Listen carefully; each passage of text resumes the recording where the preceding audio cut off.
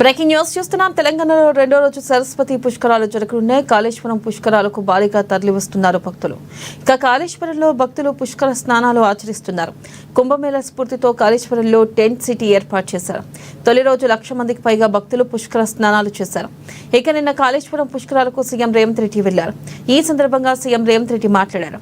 నదులు మన నాగరికత మాత్రమే కాదు, నదిని మనం దేవుడిగా భావిస్తామని పేర్కొన్నారు సీఎం రేవంత్ రెడ్డి.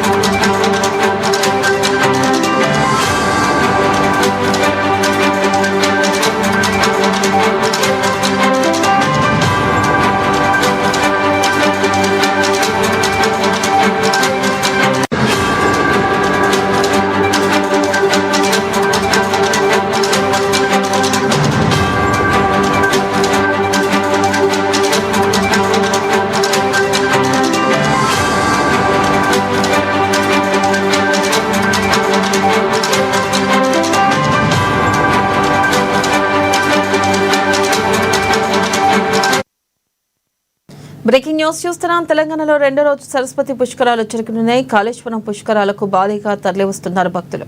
అయితే కాళేశ్వరంలో భక్తులు పుష్కర స్నానాలు ఆచరిస్తున్నారు. కుంభమేళా స్ఫూర్తితో కాళేశ్వరంలో టెంట్ సిటీ ఏర్పాటు చేశారు. తొలి రోజు 1,00,000 మందికి పైగా భక్తులు పుష్కర స్నానాలు చేశారు. ఇక నిన్న కాళేశ్వరం పుష్కరాలకు సీఎం రేవంత్ రెడ్డి వెళ్లారు. ఈ సందర్భంగా సీఎం రేవంత్ రెడ్డి మాట్లాడారు. నదులు మన నాగరికత మాత్రమే కాదు, నదిని మనం దేవుడిగా భావిస్తామని పేర్కొన్నారు సీఎం రేవంత్ రెడ్డి.